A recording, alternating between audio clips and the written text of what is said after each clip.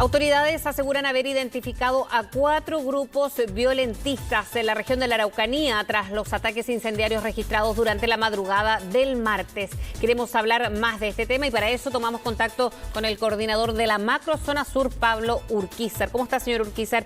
Muy buenos días. Muy buenos días, Fresia. Me encuentro acá en camino en la provincia de Arauco, efectivamente muy preocupado y también muy ocupado para poder atender a las víctimas y darle mayor seguridad a las personas en la Macrozona Sur. ¿Cuáles son los últimos antecedentes que ya, según lo mencionábamos al inicio de esta conversación, Pablo, hay identificado ya a 4 grupos al menos violentistas en la región? Porque esto se conoce en la medida que se han repetido en algunos hechos violentos en la zona. Sí, mire, acá lo primero es estar bien el vocabulario, ¿cierto? Acá no son grupos violentistas solamente, estos son grupos extremistas y terroristas, porque lo que buscan es ejercer terror y temor a las personas, tanto mapuches y no mapuches, con el objeto de cambiar decisiones judiciales. Por ejemplo, dejar libre gente que está hoy día presa por homicidios, por narcotráfico, por robo de vehículos, robo de armas, ¿cierto? O también robo de madera. Y en ese sentido, hoy día tenemos 4 organizaciones radicalizadas y terroristas que están presentes en la zona. Una ya la conocemos desde el año 1997, que es la Coordinadora Arauco-Mayeco, cuyo líder es Héctor Yaitul y que estuvo involucrado también y relacionado con los atentados, ¿cierto?, al equipo de TVN. Otra dice relación con la resistencia mapuche Mayeco, el año 2011, otra dice relación con la UAM, que es la Weicham Aucamapu, del año 2016, que estuvo involucrada en los atentados en Lumaco, en donde ¿qué hacía la UAM? Era reivindicar y pedir fuera los yanaconas, es decir, traidores. ¿A quién se llama traidores? A la gente que está trabajando libremente y por el desarrollo de la región y no se suma a estos actos terroristas y estos actos extremistas.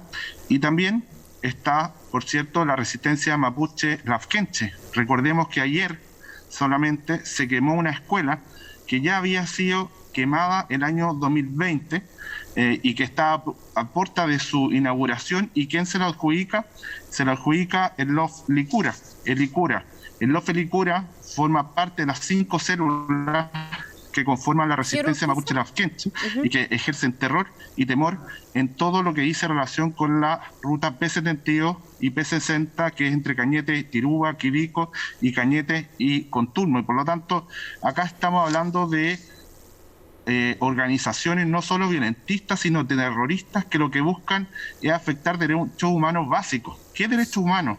No Señor Urquizar, en la práctica, la identificación de estos grupos, ¿qué significa? Que ahora continúa una investigación, que se podría entonces esto reflejar en ya o la disminución o ojalá que no sigan pasando los hechos violentos o la quema de camiones como lo hemos visto en los últimos meses ya.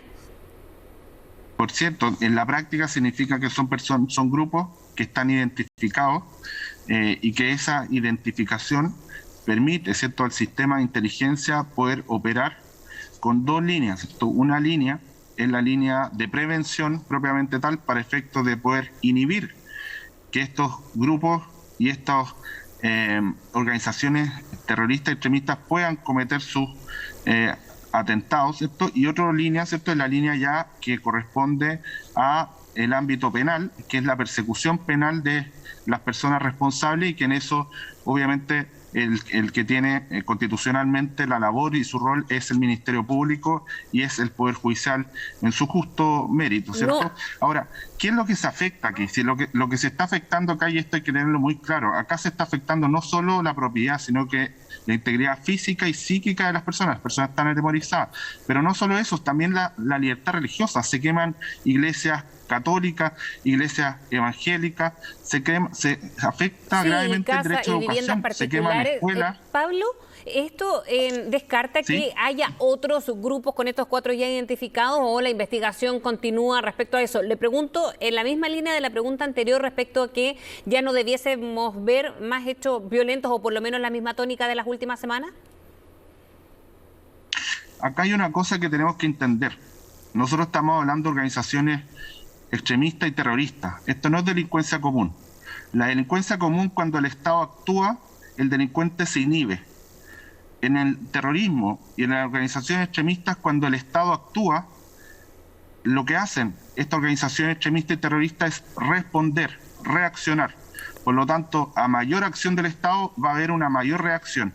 Y en eso hay que tenerlo claro y por eso estamos trabajando. Señor Urquiza, respecto también a la investigación que se está haciendo, ¿qué pasa con el problema de fondo que tiene que ver con el conflicto mapuche en general, ¿no? Porque se pierde cuando comenzamos a hablar de solo hechos violentos o delincuenciales, que sabemos puede ir muy distinto en la línea del conflicto mapuche, de las tierras que reclaman aquellos pueblos ancestrales. Entonces, mi pregunta es, ¿cómo, mientras usted, como coordinador de la zona, de esa zona, coordina también con los temas más de fondo, o eso lo ven equipos paralelos? Fresia, es que yo creo que hay que hacer una clara separación. A mí me parece que es de justicia con el pueblo mapuche hacer una separación, una muralla china. Una cosa es la violencia y otra cosa es el pueblo mapuche. El pueblo mapuche es un pueblo esforzado, un pueblo trabajador, un pueblo pacífico y un pueblo que quiere lo mejor para su cultura y su desarrollo tanto económico, social y cultural. Eso es el pueblo mapuche. Y otra cosa es la violencia. Acá el que ejerce, el que mata a otra persona, el que atenta contra una escuela, el que atenta contra una iglesia, no es un comunero, es un delincuente. Sí, por eso yo le pregunto cómo se están viendo... No es un comunero, sino que es un terrorista. Es que yo creo que en ese tema no hay duda, Pablo. El tema es ahora, mientras sigue la investigación respecto a estos hechos, en particular hechos violentos, delictuales, cómo se va avanzando con aquellos pueblos mapuche, como usted decía, que finalmente esperan otros acuerdos o con propuestas que se le han hecho hace muchos años o administraciones y han pasado gobiernos, pero que finalmente nos limitamos a hablar a acotar a este tipo de hechos. Sí, yo creo que en ese otro ámbito, una cosa, cierto, es la violencia y en eso estamos completamente de acuerdo, y otra cosa, cierto, es el pueblo mapuche y cómo el Estado en su conjunto tiene que ir avanzando para estar más presente en el ámbito desarrollo cultural, económico, social. Un ejemplo concreto ya lo vimos y en eso la clase política me parece que estuvo a la altura, ¿cierto?, en virtud del proceso constituyente que se va a realizar el 15 y 16 de mayo próximo, en donde hay escaños reservados, ¿cierto?, para los pueblos originarios y por lo tanto van a poder elegir, ¿cierto?, a sus representantes y eso verse reflejado también por primera vez en una constitución democráticamente elegida y creada y elaborada, y por lo tanto me parece que en esa línea se tiene que ir avanzando y tenemos que ir dando pasos agigantados, ¿cierto?, con el objeto de poder avanzar en el desarrollo económico, cultural y social del pueblo mapuche y también, por cierto, de las regiones que corresponden a la macrozona sur, que es los ríos, los lagos, ¿cierto?, Biobío y también la Araucanía. Pablo Urquizar, muchísimas gracias.